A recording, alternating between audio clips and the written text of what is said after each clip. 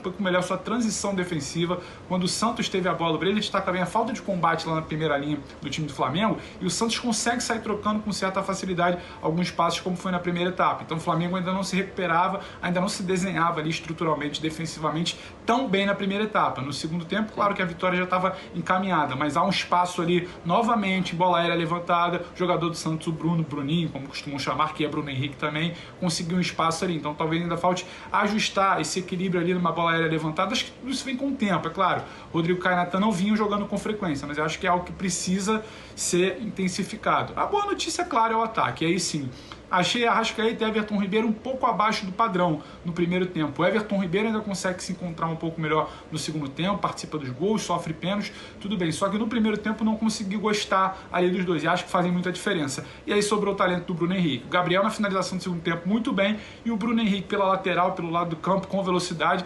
capitaneando praticamente todas as boas opções de ofensiva do Flamengo. Acho que essa talvez tenha sido a grande novidade. Um Gabigol funcionando, um finalizador, um 9, o Flamengo sentiu falta nos jogos recente, contra São Paulo, Racing, eliminações, não tinha exatamente o Gabigol ali, também não tinha o Pedro exatamente, às vezes fora por seleção, fora por lesão, ou voltando não estava 100%, então você tem um Bruno Henrique retomando seus melhores dias, um Gabriel muito bem na finalização, que agora é Gabi, isso sim talvez tenha sido a grande notícia. Ali atrás acho que ainda carece um pouco mais de ajuste, mas o tempo vai dar isso, Marcelo. Rogério Ceni agora tem tempo para trabalhar, só tem o brasileiro e acho que vai conseguir ajustar. E aí é óbvio, você olha para a tabela, você vê o Flamengo ali colando nos líderes, você fala que sim, o Flamengo vai brigar pelo título. Agora, o meu Mengão de 2019 voltou, talvez ainda seja um pouco exagerado, um pouco mais de cautela seria bom.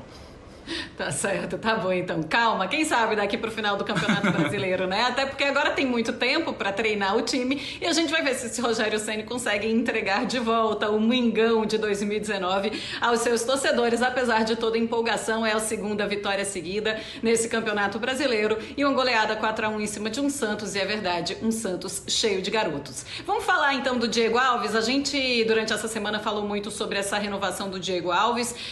A diretoria já disse que não vai dar esse aumento pedido pelo jogador, inclusive ofereceu um valor a menos, né? O salário que ele ganha hoje um pouco menos para essa renovação. É um jogador de 35 anos, mas é um jogador que é líder. Inclusive o Bruno Henrique falou sobre isso depois da partida. A gente viu o Gabigol indo abraçar o Diego Alves e o Diego Alves como capitão. Breiler, é aquele recado que se dá para a diretoria: renove com esse jogador, mas ao mesmo tempo é a diretoria que sabe das finanças, é a diretoria que precisa ser responsável com o dinheiro e como gasta esse dinheiro do Flamengo, né?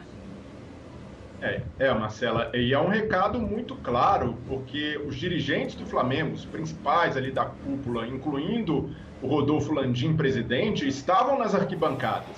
Então, primeiro, eles veem o time entrando em campo com o Diego Alves vestindo a abraçadeira de capitão. Depois, o Gabigol, a gente está vendo a cena aí, marca e atravessa o campo para dedicar o gol ao Diego Alves. Então são várias atitudes que mostram o peso que ele tem no elenco, o peso que ele tem no vestiário, tanto do técnico quanto dos jogadores do elenco, nas declarações depois da partida. E acho que esse recado, Marcela, não é nem não significa uma chantagem, renovem com o Diego Alves, senão vai haver uma rebelião no vestiário. É mais sim uma mensagem de que há um descontentamento pela forma como essa negociação foi conduzida. Porque nenhum jogador gostaria de estar na pele do Diego Alves. Porque, de alguma maneira, ele foi atirado para a torcida. Quando você sinaliza com uma proposta de renovação, e mesmo que seja apenas uma sinalização, que ainda coubesse a aprovação do presidente ou de um conselho, da diretoria, e essa proposta é tornada pública, o jogador fica numa saia justa, porque passa a mensagem de que ele é o responsável por um eventual distrato ou um desacordo. Então, acho que a condução foi péssima da diretoria do Flamengo. E por isso há um descontentamento natural dos jogadores que também são líderes, como o Diego Alves. Então, eu entendo a opção, não queremos renovar com o jogador. Esse é um direito legítimo do clube. Não renovar, mesmo o Diego Alves sendo um ídolo, mesmo sendo uma liderança, talvez ali seja mais interessante dispensar ou abrir mão do Diego Alves e salvar as finanças, porque mesmo um clube como o Flamengo precisa fazer cálculos e não pode sair abrindo o caixa sendo irresponsável. Mas eu acho que nesse caso, o que pesou mesmo foi a postura da diretoria, e o Diego Alves foi usado como instrumento na política do clube. Ficou no meio desse entreveiro entre Marcos Braz e o BAP, uma guerra ali interna de vaidades, e acabou, de certa forma, se sentindo fritado, se sentindo jogado aos leões, no caso, para a torcida do Flamengo. Então, acho que isso gerou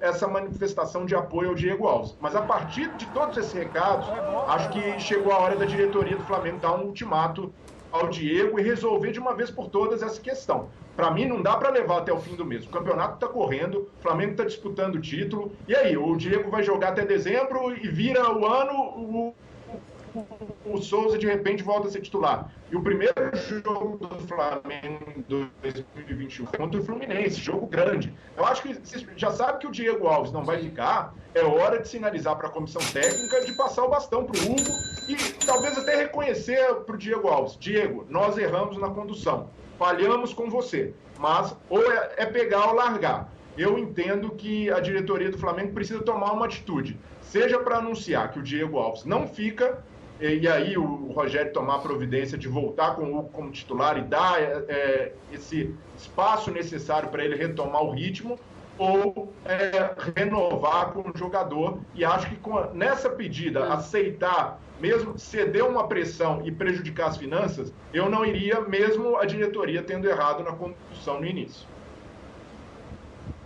Pois é, e você, Pedro, o que é que você acha? Você acha que a diretoria errou nessa condução? Você acha que a diretoria tem que esperar sim até o fim do contrato e a partir de então, se não for renovar com ele, parece que ele tem inclusive uma proposta para voltar a jogar na Europa, falar para ele: olha, então tá, tchau, muito obrigado pelos serviços prestados. E você acha que teve esse erro aí no começo, essa condução na renovação com o Diego? Marcela, eu acho que chama atenção como a diretoria do Flamengo se complica mais uma vez em cumprir acordos com seus jogadores, né? Acho que a gente lembra exatamente há um ano atrás, quando daquela toda polêmica sobre premiação, às vésperas da final do Mundial de Clubes, todo aquele impasse. Sim, havia um grande impasse, o clima não era dos melhores entre o que o Pedro Henrique Torres define muito bem, a Gávea, que é a diretoria administrativa e institucional, e o Ninho do Urubu, que é a vice-presidência de futebol, o ambiente do futebol profissional do Flamengo. Então, assim, não é a primeira vez, parece que não será a última, então acho que isso precisa ser muito bem pensado. Não é a primeira vez que uma decisão da diretoria, sabe, que uma diretriz da cúpula do Flamengo incomoda o ambiente do Ninho do Urubu. Então acho que isso tudo precisa ser pensado, não somente pelo Diego Alves, mas pelo futuro. Hoje é o Diego Alves, no semestre que vem pode ser o Felipe Luiz, no outro ano pode ser um outro jogador, e isso vai minando a sua relação. É sabido internamente do Flamengo que o vestiário do Flamengo, o departamento de futebol profissional, o Ninho do Urubu, não reza lá muito a cartilha da Gávea, da diretoria institucional, do presidente Rodolfo Landim, do Luiz Eduardo Batista, vice de Relações Institucionais, e também, nesse caso, do vice de Finanças, Rodrigo Tostes. É ele que veta o acordo celebrado inicialmente, porque a gente também não pode só demonizar e tratar o Diego como vilão, porque não é que o Diego está pedindo um aumento e a diretoria não quer dar. Não, o Diego solicitou, pleiteou, já vem conversando durante todo esse semestre, né? 6 meses ali que poderia assinar um pré-contrato, o Diego vinha sinalizando que queria um valor X. Foi informado para ele que aquele valor X estava ok, estava acordado, estava celebrado.